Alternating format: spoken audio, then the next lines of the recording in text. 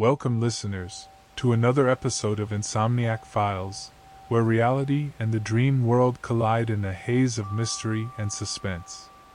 Each night, we embark on a journey through the darkest corners of the subconscious, and tonight's tale is no exception.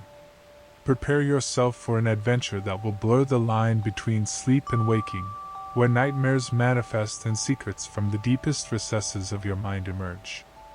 As we walk this path, know this: in the world of dreams, nothing is ever truly as it seems. It began with the sound of coughing. Not a violent cough, but a slow, rhythmic one. Wet at the edges, yet strangely hollow, like a breath trapped behind glass. It's something else. He pulled a stethoscope from his pocket, but instead of placing it on the man's chest, he held it to the wall and smiled. "There's another patient," he said quietly, "and they're humming in unison." Dr. Gnomes paced slowly down the corridor to room 308, the only room adjacent to Elias March's. The hall was empty, except for the distant squeak of a floor buffer 2 wings away and the slow, monotonous beep of a vitals monitor somewhere unseen. The building itself felt half asleep. Room 308 had no name tag, just a barcode. Hauser scanned his badge to override the lock, and the door hissed slightly as it opened. The air inside was colder. Still. The patient lay in a bed precisely mirroring Elias's, same posture, same angle of elevation, same sheets. But this man was younger. Early 40s. Unshaven. Still. Another mystery without a name. "Status?" Hauser asked. Gnomes checked the monitor. Heart rate, respiration, blood pressure, all normal. Too normal. As if stability had become a symptom. He leaned over, placing 2 fingers gently on the man's neck. "Same pulse rhythm," he muttered. "Same interval between breaths. Even the eye movements, identical." The man's eyes twitched faintly beneath closed lids. Then, he hummed. Exactly the same note Elias March had been humming. Perfect pitch. Same length. Same softness. Hauser turned to the wall between the 2 rooms. "This isn't mimicry," he said. "This is synchronization." "Neuroresonance," Gnomes replied. He retrieved a portable EEG reader from his bag and attached it to the man's temple. The waveform appeared on the tablet in his hand. Low, even pulses, symmetrical with Elias's reading from the next room. Gnomes tapped the waveform to overlay the 2 patterns. They were indistinguishable. "They're sharing the same rhythm," he whispered. "But not just biologically, cognitively. Their neural pathways are harmonizing." Hauser crossed his arms. "But what connects them? There's no reason for it. Unless..." Gnomes stepped back from the bed, his face becoming still. Then he glanced at the floor. The patient beds were mounted on reinforced steel plates, standard for preventing rolling. But as Gnomes knelt, he saw fine scoring around the bolts, as if the beds had been moved and replaced. Unless someone meant for them to align. Back in the staff lounge, Hauser sifted through the printed admission records while Gnomes stood by the whiteboard, eyes darting across hospital schematics and timelines. Both men worked in silence, the kind of silence that collects like dust behind closed doors. Outside, dusk pressed against the long windows, turning the city beyond into a series of shadowed grids. Hauser traced admission times. March and the man in 308. They came in on the same night. 5 hours apart. March was admitted through emergency triage with respiratory distress. The second was brought in by a private ambulance. "Private?" Gnomes echoed. Hauser nodded. "No name, no history. But transferred from Herlock Clinic. That's one of those neuromapping trial centers, isn't it?" Gnomes tapped a finger to his lips. They closed that program last winter. Funding cut after a data breach. Yet their patient ended up here. Hauser said. Gnomes looked at the timeline he'd drawn. Each event marked with a red circle, March's arrival, the anonymous patient's transfer, the onset of humming, all perfectly spaced. Then he drew another line, a third point. Do you remember the Parkinson's study from last year? He asked. The one with auditory triggers? Yes, Gnomes said. They discovered that rhythmic cues could restore gait in patients whose motion was frozen. The brain followed sound when it couldn't rely on intention. Hauser caught on. You're saying the humming is a kind of cue? A key, Gnomes said. But not for movement, for connection. Neural alignment. He paced the room slowly, his steps soft against the tile. Imagine if someone discovered a tone, a frequency, that could resonate with specific neural structures. Not just to stimulate, but to pair. Hauser looked up from the files. Why pair two patients? Gnomes didn't answer immediately. Instead, he whispered, because maybe one of them doesn't have a mind of their own. It was nearly 3 a.m. when they returned to Elias March's room. A storm had moved in quietly from the west, rain threaded down the windows like veins, and thunder rolled slow and distant, like an old man clearing his throat. March remained unchanged, still humming, still unresponsive. The EEG machine now displayed a curious absence, not a blank signal, but one inverted, as if the brain were mimicking activity rather than producing it. Gnomes stared at the screen. It's not feedback, he said slowly. It's absence. This is what happens when a signal leaves its origin. You mean, Hauser said, this is the echo? Gnomes nodded. March is the mirror. The mind isn't his. It's being projected into him. Hauser took a slow step back, trying to grasp the implications. So who's the source? Gnomes replied quietly. That's what we have to find out. He moved to the desk and opened the patient's file again, now more interested in what wasn't there than what was. No recorded family. No next of kin. But in the notes from the triage nurse, scribbled hastily in the margin. Point kept repeating name during intake. Dallin. Dallin. Dallin. Gnomes tapped the note. Not Elias March, he said. That's the wrong name. You think Dallin is the source? Possibly, Gnomes said. Or possibly the memory. Either way, he's our signal origin. Hauser looked up. Then we're missing a patient.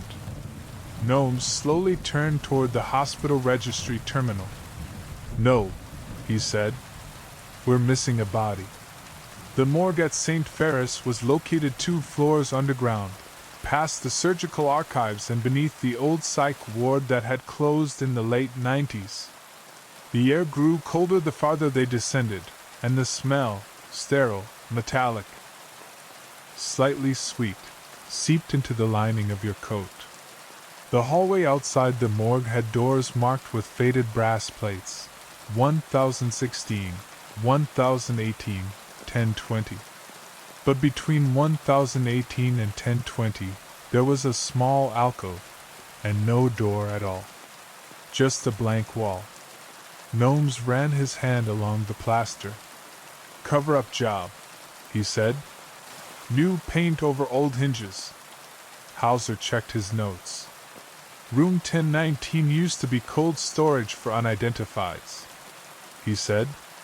They stopped logging it in the digital system after 2012. And yet, Gnomes whispered, someone's been using it. He found the faint outline of a keyhole, ancient, rusted. Then he pulled a thin, flattened tuning fork from his pocket and gently tapped it against the wall.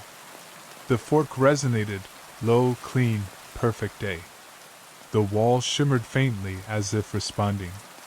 Then, a soft click. A door swung inward without a sound. Inside, a single bed.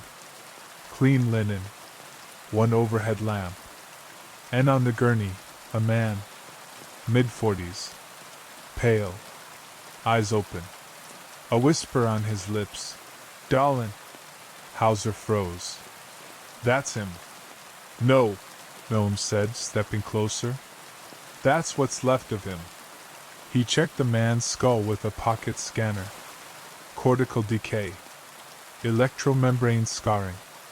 "His brain was used," Gnomes said, voice low. "Not harvested. Broadcasted." Hauser turned back to the wall. "And the signal's still live." They didn't speak as they left room 1019. The air behind them felt thick, reluctant to let them go. Gnomes held the tuning fork in one hand, gently tapping it against the edge of the elevator door as they rode up. Each note shimmered briefly, then vanished, as if the walls themselves swallowed sound. The hospital above had grown quieter, but something unseen had awakened. Back in the neurology lab, Gnomes pulled out an old frequency map, a dusty poster from his days at the University of Edinburgh, showing neural oscillations across the human cortex. "Every brain sings its own song," he murmured. "But sometimes, that song becomes an echo." He opened his laptop and overlaid the EEG readings from both Elias and the unnamed man in room 308. Still in perfect harmony. Still mimicking a pattern. Hauser watched from the corner, his jaw set. "If Dahlon's mind was being broadcast," he said, "then who built the transmitter?"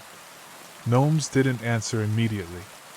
Instead, he reached for the hospital's network interface and began typing commands into the outdated terminal. His fingers flew like they were dancing on piano keys. "There's a sub-network here," he said. "Private. Hidden behind the neurology department's old imaging server." The screen flickered, rows of archived patient data scrolled rapidly, then froze on a single folder. "Project Echo_Ward," Gnomes read aloud. Hauser moved closer. "What is it?" Gnomes opened the folder. Inside, encrypted files, timestamped logs, and biometric sequences labeled as Loop Alpha, Loop Beta, and Loop Delta. He clicked on Loop Alpha. It was an audio file. A soft, rising hum, barely perceptible at first, then building, almost imperceptibly, like a tuning fork held against the skin. Both men stared at the waveform as it played. On the EEG machine nearby, Elias March's neural readings spiked, as if responding to the sound. Hauser turned sharply. "He's hearing it," he said. "Even through the walls." Gnomes nodded. "And not just hearing," he whispered. "Following."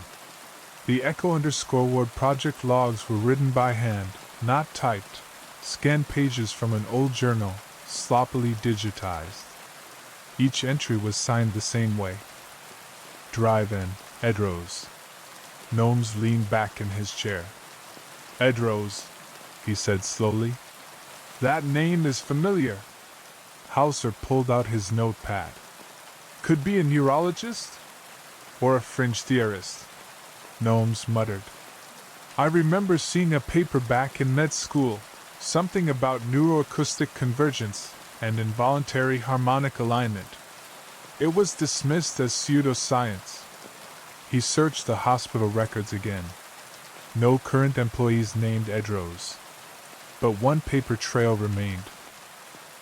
A requisition request for a surgical room, dated 5 years ago, signed off under a false administrator ID. Room listed, basement operating theater 2, discontinued after the wing flooded in 2019. "Want to bet that wing's still locked up?" Hauser asked. Gnomes grabbed his coat. "Want to bet it isn't?" The hallway to the old surgical wing smelled of bleach and decay. Peeling paint flaked from the ceiling like dry skin, and the overhead lights buzzed faintly, one flickering in a lazy stutter. The door to Theater 2 groaned open under Hauser's push. Inside, a forgotten operating table, rusted surgical tools, and in the corner, a control console still active. Gnomes approached it with reverence. This was a resonance chamber, he said, used to stimulate specific brain regions with ultra-low frequencies. Edros must have adapted it. He tapped the terminal, and the screen lit with ancient code. One phrase repeated in the log. The mind is an antenna. Beneath it, a timestamp from exactly 4 hours ago. Someone's still using this, Hauser whispered. Then a low hum. Not from the terminal. From the walls. The same hum Elias had been repeating, but louder now, deeper. It filled the room like smoke. Gnomes winced. It's not a sound, he said. It's a carrier wave. The lights dimmed. The surgical table vibrated softly, like a tuning fork. Then silence. Hauser raised his torchlight, pointing to a name etched into the wall with surgical scalpel. Edros lives through signal. Gnomes exhaled. He didn't disappear, he said. He transcended. They brought a portable EM shield to isolate Elias March's room. Gnomes wasn't taking chances. If Edros had embedded a neural loop in the building's infrastructure, it meant any patient with the right neural receptivity could be drawn into the signal. He spoke softly as he worked. The auditory cortex, the thalamus, the basal ganglia, all can be entrained. But if the loop is strong enough, it can override self-awareness. Hauser watched Elias's face as the shielding activated. The humming stopped. Instantly, the silence felt unnatural, like cutting a string and watching the puppet go limp. Proof, Hauser said. Yes, Gnomes replied. But now we need to find out what the loop wants. He opened the final log from Edros. Loop alpha complete. Subjects align. Loop beta begins transfer. Consciousness is architecture. Let it be replicated. Let it persist. Hauser looked at the EEG readout. Without the loop, Elias's brain activity dropped sharply. Then a flicker. Not from him. From the other patient in room 308. He was waking up. Eyes opened slowly. Voice rough and cracked. Where am I? Hauser rushed over. Who are you? The man blinked, confused. My name is Elias, he said. Elias March. Gnomes' face went pale. He was never the source, he said. He was the backup. The patient in room 308 had returned, not to full awareness, but to something close. His pulse was irregular now, his neural patterns flickering like candlelight in wind. Hauser leaned in. Tell me what you remember. Elias stared blankly. I was in a room. White. Bright. Someone asked me questions, not with words. With sound. I answered without speaking. He swallowed. There was another voice. Like mine. But not mine. And then it got louder. Like I was being pulled into it. Gnomes scribbled furiously. They were copying him, he muttered. Edros used the neural echo to clone consciousness. March was the vessel. The man in room 308 is the original, or what's left of him. But why clone a mind? Hauser asked. Because memories fade, Gnomes said. But if you can turn them into architecture, if you can loop them, then they don't have to die. He looked at the vitals monitor. But the loop degrades. And when it degrades, it seeks a new host. Hauser's jaw tightened. We have other patients in the building. Dozens. Gnomes nodded grimly. And every one of them is hearing a song they don't remember learning. The humming returned, but softer now, woven into the walls like heat through old plaster. Dr. Gnomes walked the east wing with a portable EM reader strapped to his chest, its tiny needle twitching erratically every few steps. He moved slowly, boots tapping softly against the linoleum, eyes never leaving the dim green line on the scanner's face. Second floor shows nothing, Hauser said through the calm clip to Gnomes' collar. But I'm getting reports of nausea and confusion from patients in the maternity wing. That's across the atrium, Gnomes muttered. The signal's spreading faster than expected. He paused near room 214, a vacant unit slated for demolition, and watched as the EM reader spiked sharply, then fell silent. He opened the door. Inside, dust floated like old snow, thick in the sunlight. The walls were stripped bare, no bed, no curtains, no fixtures, yet the sound was clearest here, a faint, high-pitched drone, almost mournful, lingering in the corners like the scent of antiseptic long after a wound. Gnome stood still and let it wash over him. Then he noticed the marks. Fine etchings on the floor, circling the center of the room, not words, but sigils, symbols, Fibonacci spirals and cochlear diagrams. He knelt. This wasn't random. It was tuned. He whispered into his collar. Get Hauser here. Now. Hauser stepped into room 214 with his shoulders hunched, instinctively wary of the cold stillness. His eyes narrowed at the strange patterns on the ground. What is this? Some kind of ritual? Gnomes didn't look up. No. It's anatomical. See here. He pointed to one of the spirals. This is a cross-section of the inner ear. And over there, a stylized limbic map. Someone encoded the architecture of memory into the room itself. Hauser knelt beside him. And the symbol in the center? A cochlear implant schematic, Gnomes replied. But twisted, modified to broadcast, not receive. There was silence between them for a moment. Then Gnome stood. This wasn't an experiment, he said quietly. It was a broadcast studio. Hauser frowned.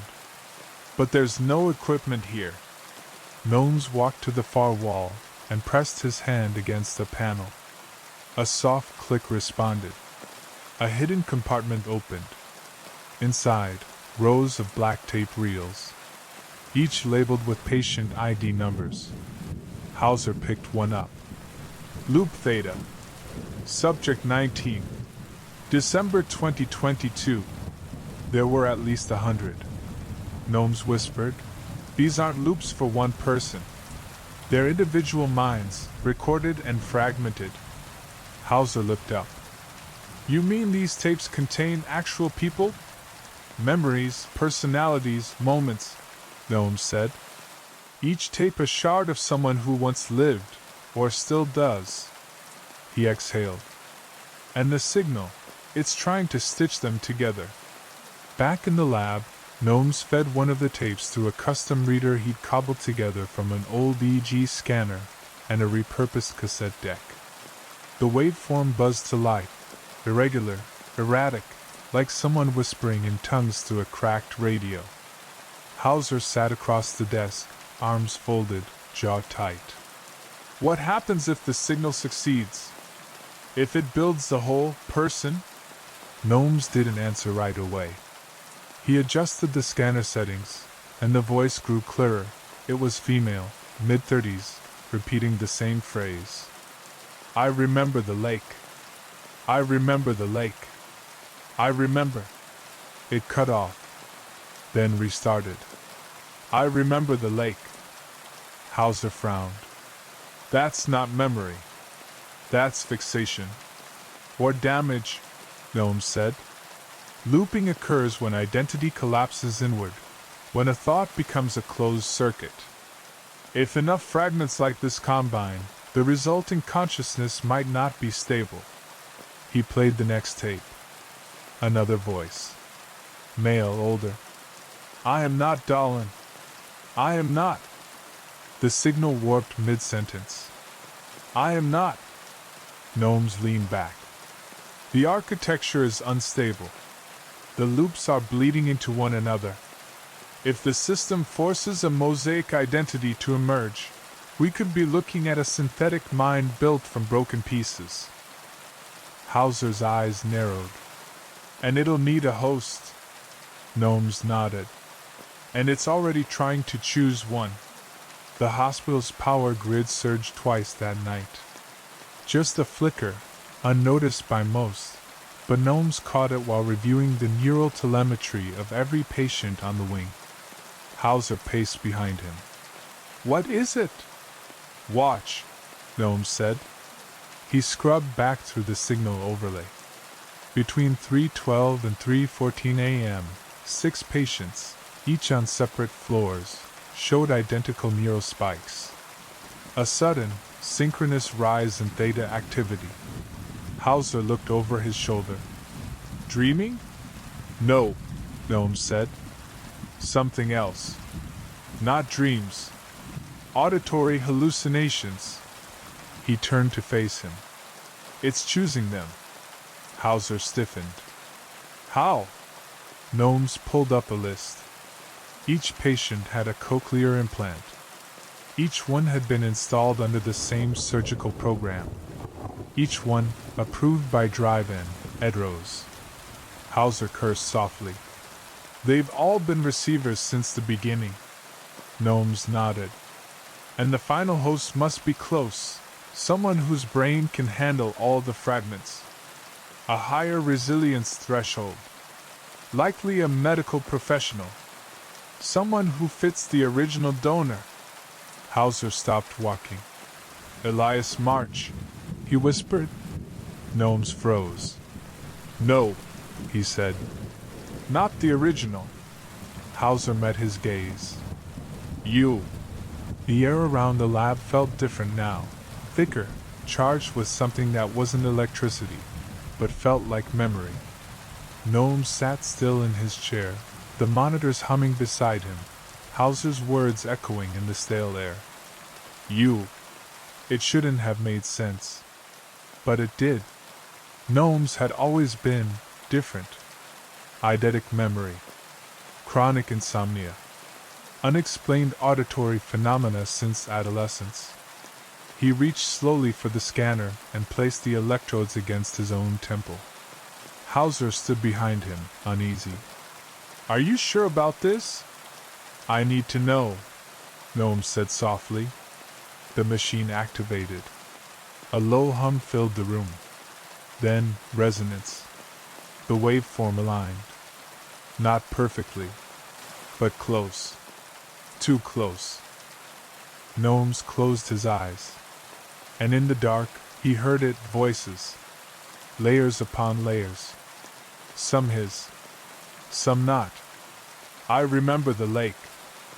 I am not Dahlin. I am Edrose. He gasped. Opened his eyes. I've been receiving fragments for years, he whispered. Even before I met you. Hauser stepped forward. So you're the vessel? Gnomes turned toward him. No, he said. I'm the firewall. The lab lights dimmed automatically as the scanner cooled, but Gnomes didn't move. He sat still, staring not at the monitor, but beyond it. The voices had faded, but their afterimage remained behind his eyes, flickers of forgotten memories that didn't belong to him, stitched with impossible clarity. Hauser spoke gently. If you're the firewall, what does that make the rest of us? Gnomes finally blinked. Receivers, he murmured. Or shadows. He rose slowly, as if the gravity in the room had increased. They've been seeding neural dust across select implants, he said. Nanoparticles. Microscopic. invisible to normal scans, but they create echoes, replications of thought patterns, memory architecture, emotions. Hauser frowned. So that's what Elias March is reacting to. Not just reacting, Gnomes corrected. Amplifying. His brain's neuroplasticity, likely from long-term dementia therapy, has created a feedback loop. He's not just a subject anymore. He's a transmitter. And me? Hauser asked. Gnomes tilted his head. You're the anchor, he said. You keep this grounded. There was a long pause, broken only by the soft hum of the lab's ventilation. Then Hauser asked the question neither wanted to say out loud. What happens when the signal finishes assembling itself? Gnomes's gaze darkened. Then someone stops being themselves. That night, St. Ferris went quiet in the way hospitals rarely do. Monitors still beeped, IVs still dripped, but the ambient hum of human motion, that subtle, invisible churn of caretakers and patients, felt absent. Like the building itself was holding its breath. Hauser walked the west corridor alone, glancing occasionally at the closed patient room doors, noting the slight delay in their motion sensors. Every device had begun responding a half-second too slow. Lights flickered, not visibly, but rhythmically, enough to unsettle the subconscious. Back in the East Wing, Gnomes reviewed the schematics of every implant installation under Dr. Edrose's watch. Most patients had shown mild neurological anomalies, nothing severe. Except one. Patient Theta 9. Alias Margot Elsie. Age 34. Occupation surgical registrar. Recent trauma. Resuscitated after a 6-minute cardiac arrest during a failed transplant. But the post-resuscitation EG, it wasn't just chaotic. It showed 2 overlapping signature waveforms. Gnomes's breath hitched. Hauser, he whispered into the calm. Room 312. Now. The detective responded quickly. What is it? She's the host, Gnomes said. The signal's final vessel. Room 312 felt colder than the rest of the wing. Not clinically cold, but emotionally. Margot Elsie lay upright, eyes open, expression distant. She didn't blink. Didn't speak. But the ECG was steady, oxygen saturation normal. No signs of sedation or restraint. Just stillness. Hauser entered first, Gnomes just behind. They approached the bedside cautiously, watching for micro-expression. The signal has already chosen. The vessel is sufficient. Memory will persist. Then she smiled. But only with her eyes. Gnomes and Hauser moved quickly, back to the lab, back to the stacks of tapes and schematics. There had to be a weakness, a limit, a pressure point in the system. Something overlooked. She's not just hosting them, Gnomes said. She's synthesizing the fragments, converting chaos into order. Hauser flipped through patient files, searching for patterns, similarities, histories, clues. Every subject, they had unresolved trauma, he noted. But not recent. These were deep scars. Things buried. Gnomes nodded slowly. That's the key. The dust binds to emotional memory, not just thoughts. That's why it loops. Pain echoes longer than logic. He paused. Which means, if we can overwrite the loop with stronger stimuli, something even more emotionally resonant, we create a new core identity, Hauser finished. One powerful enough to dissolve the fragments. Gnomes tapped the table, thinking. But it has to come from within. We can't inject it. We need her own memory, something true, personal, unresolved. He stared at the patient records again. She lost a brother. drowned when she was 16. Hauser's eyes widened. The lake. Gnomes nodded. That's where it began. And that's where it must end. Room 312 was silent when they returned. Margot lay still, breathing shallow, eyes unfocused. But in her hand, a folded piece of paper. Gnomes took it carefully, unfolding the creased lines. It was a child's drawing, stick figures by a lake, under a yellow sun. One wore a red cap. The other held a kite. On the back, a single sentence scrawled in pencil. You said you'd come back. Gnomes passed it to Hauser without a word. This memory, it's pre-fragment, he said. Unaffected. Pure. If we can stimulate it directly. Hauser moved to her side, voice low and steady. Margot, listen to me. He placed the paper gently in her palm. You were 16. Your brother's name was Caleb. He had a red cap. You told him you'd come back. For a moment, nothing changed.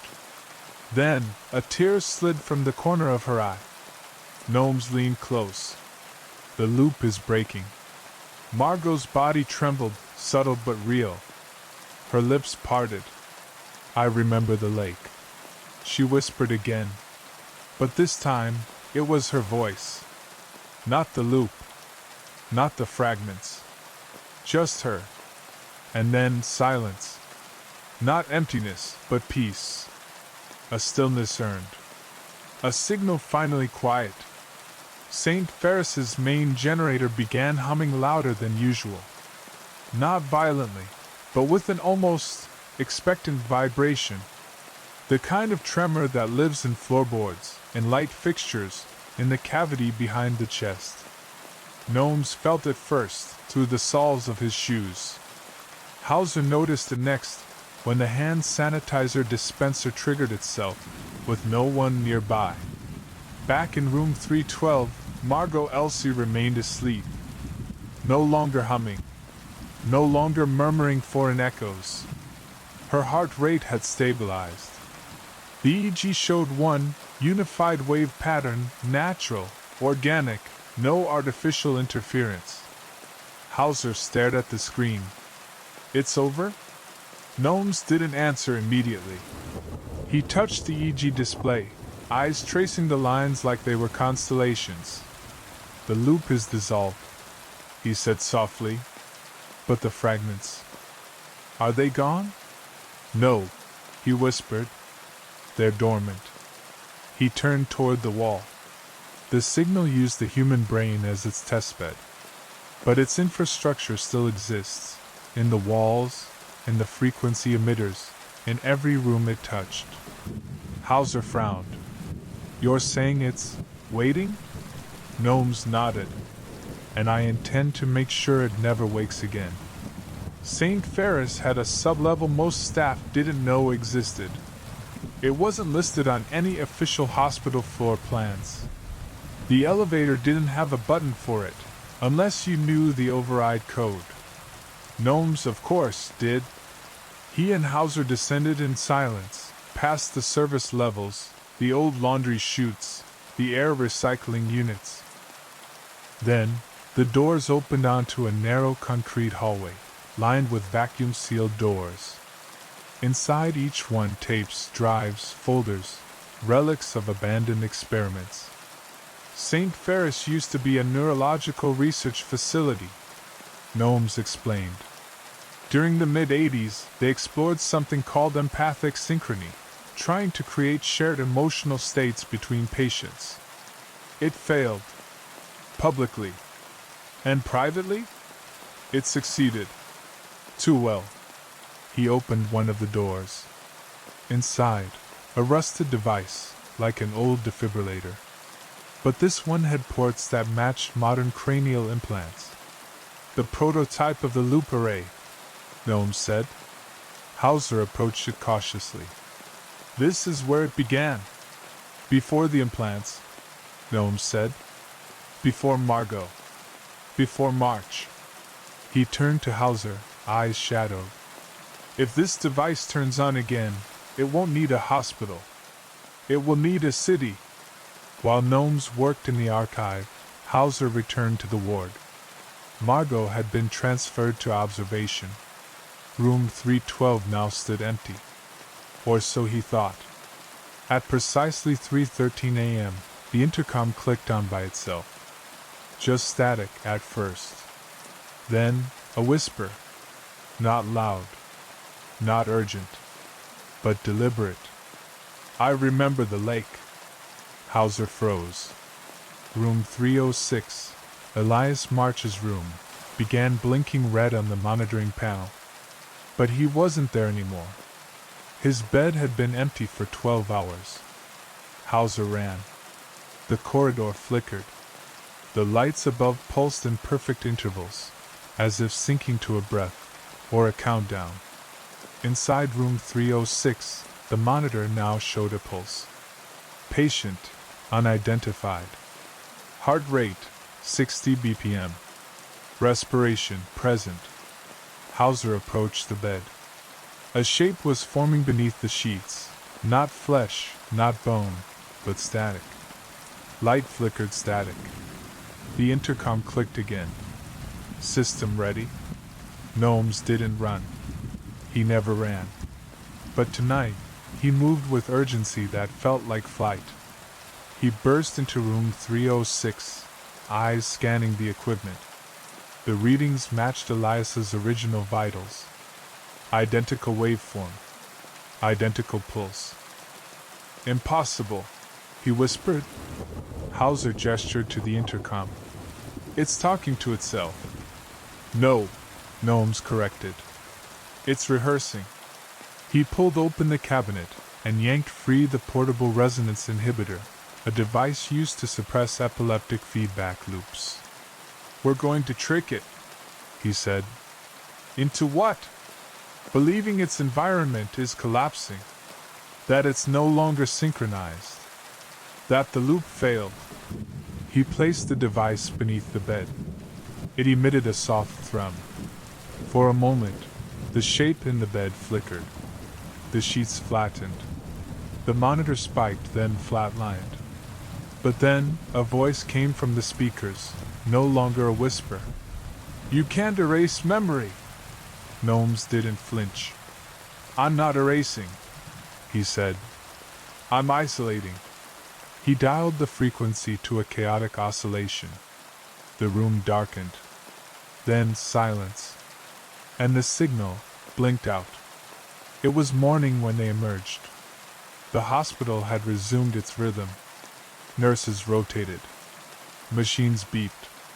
Sunlight streamed through reinforced glass. Margot Elsie awoke, unaware of the night before. Elias March's room had been sealed. No one would enter it again. Gnomes stood by the hospital exit, coat now buttoned properly, hair surprisingly tidy. Hauser joined him, sipping black coffee. You good? Hauser asked. Gnomes didn't answer right away. I keep thinking about the signal, he said. It wasn't malicious. Not by design. It was trying to survive. Hauser nodded. But it hurt people. Yes, Gnomes agreed. Because it used our memories. Our pain. That's the flaw. They stepped outside. The sky was pale blue. The air smelled of rain. Do you think it's really gone? Hauser asked. Gnomes looked up. I think it sleeps, he said. But if it ever stirs... He paused. I'll be ready. The light in the conservatory was pale and silver, the kind that only filtered through on the edge of dusk. Nurse Ellie had wheeled Margot Elsie into the corner bay earlier that morning, hoping the natural light might bring some calm after the storm of confusion. But what followed was not rest. It was creation. Margot had not spoken since her removal from the loop resonance machine. She barely reacted to anyone's voice or touch. Yet when left alone, her fingers moved, searching, tracing, drawing. Now, hours later, a dozen sheets of hospital-grade paper lay strewn across her bedside table, each covered in repeating, hypnotic lines. Spirals. Concentric echoes. A geometry of sound made visible by hand. Detective Hauser stood just behind the glass pane, arms folded, brow furrowed. Is she conscious of what she's drawing? Dr. Gnome stepped closer, his eyes scanning each page without touching. Not in the traditional sense, he murmured. But this isn't random. He picked up one page. Its spirals weren't just loops. They were mapped like frequency bands. Oscillations. Harmonic clusters. Interference patterns. At the center of one drawing was a symbol, not quite a number, not quite a letter. 5 intersecting strokes. Then another, a doorway. Drawn over and over, the arch flanked by strange, static shapes. Beneath it, faint but visible. 509. Hauser raised a brow.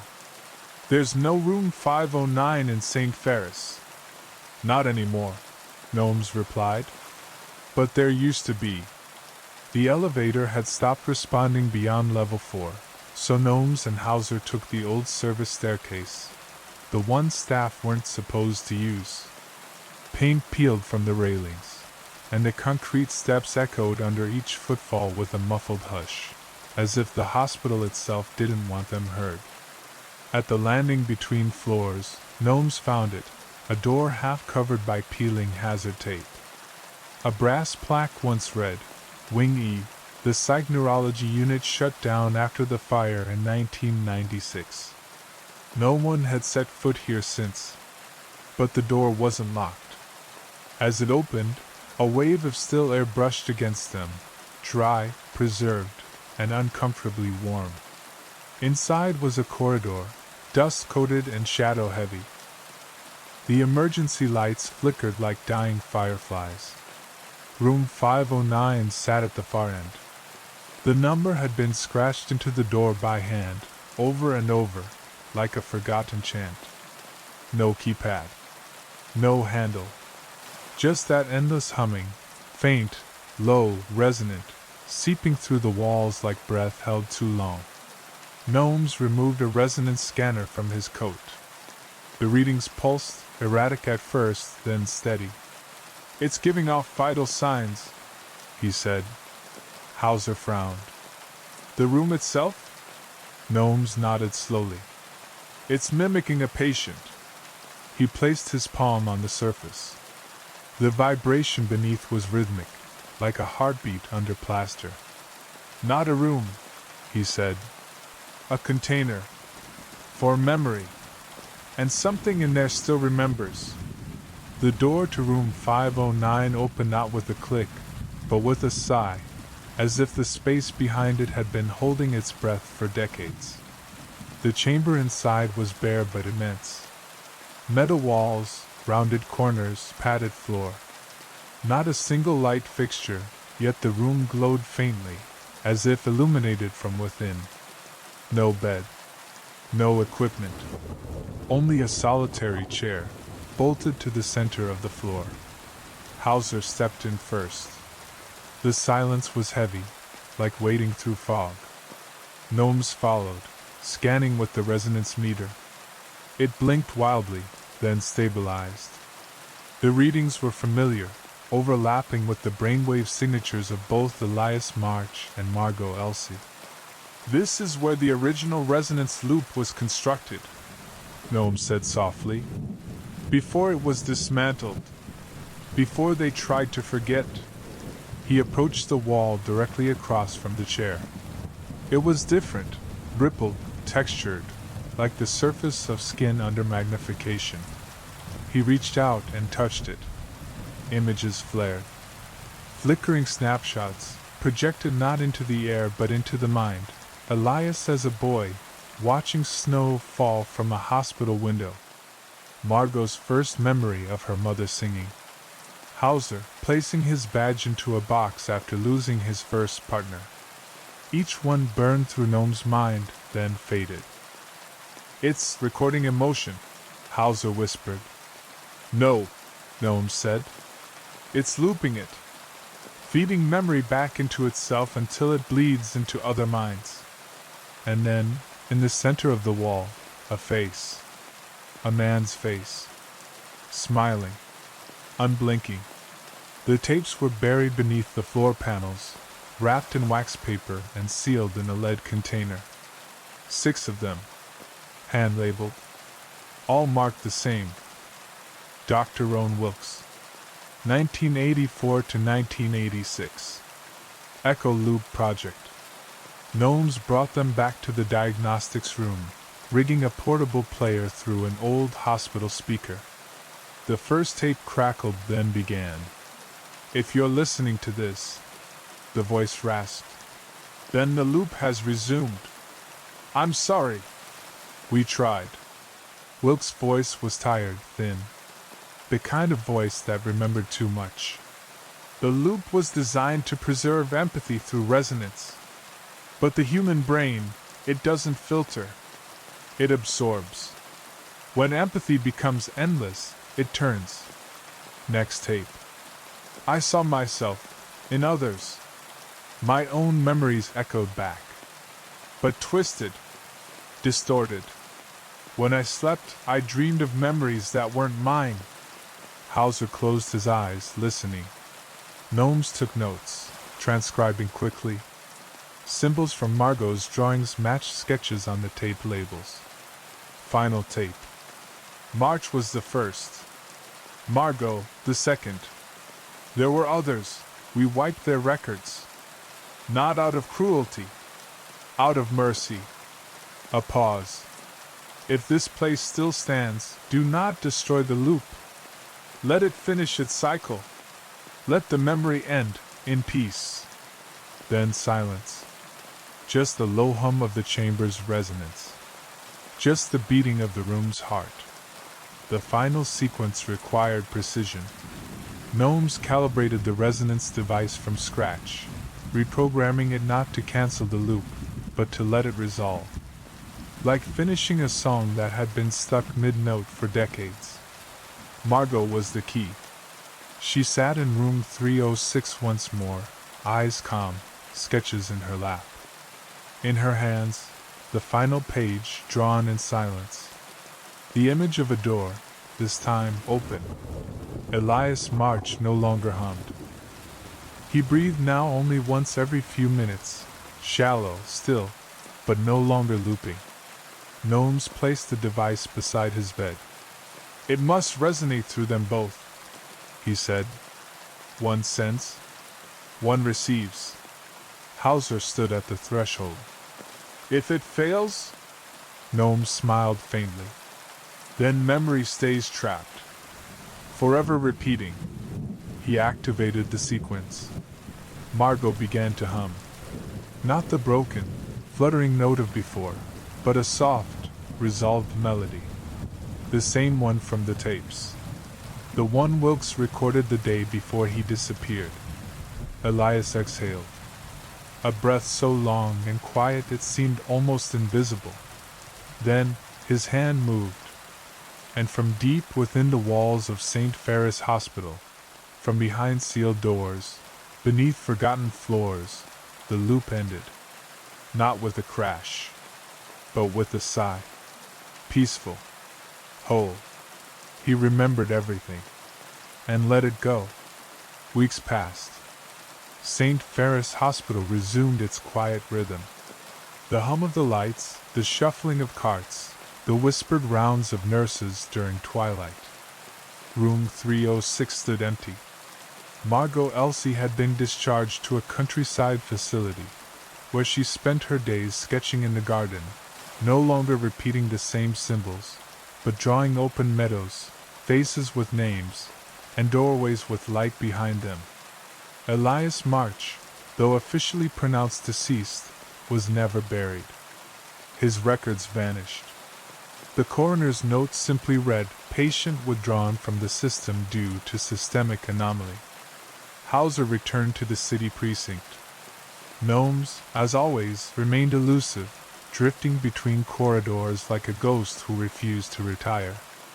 And yet, late one evening, Hauser found himself walking a corridor he didn't remember. It curved slightly. Its tiles were older. He paused outside a plain, unlabeled door. There was no plaque, no room number. Just a faint humming, not mechanical, not musical, but almost familiar. He leaned in. On the floor beneath the door, someone had left a folded page. A child's drawing.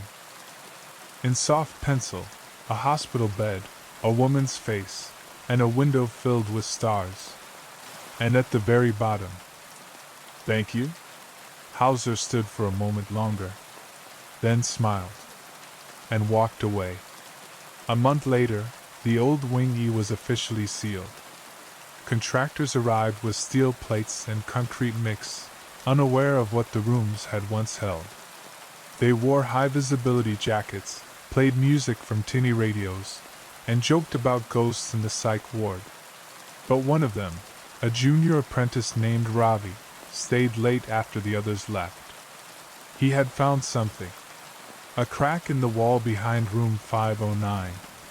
It wasn't wide, barely more than a shadow between panels, but behind it, something shimmered.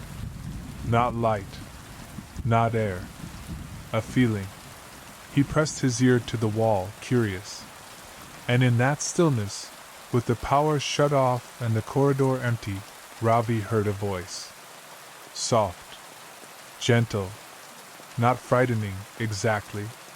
Just familiar. It spoke only once. Tell her she was right. Ravi staggered back, heart racing. But when he looked again, the crack was gone. No mark. No breeze. Just wall. The next morning, when asked why he'd abandoned his shift, Ravi couldn't explain. Only that something in that hospital had looked through him, and remembered.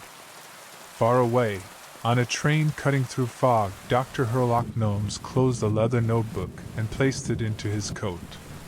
He leaned his forehead against the window, watching the trees blur by. In the reflection, his mismatched socks peeked out beneath crossed legs. He smiled. Not all echoes are meant to fade, he murmured. Some are meant to be heard, just once, before they vanish. The train curved around the hillside, and the hum began again. Soft. Rhythmic. Almost like someone, somewhere, remembering a song, just beneath the breath.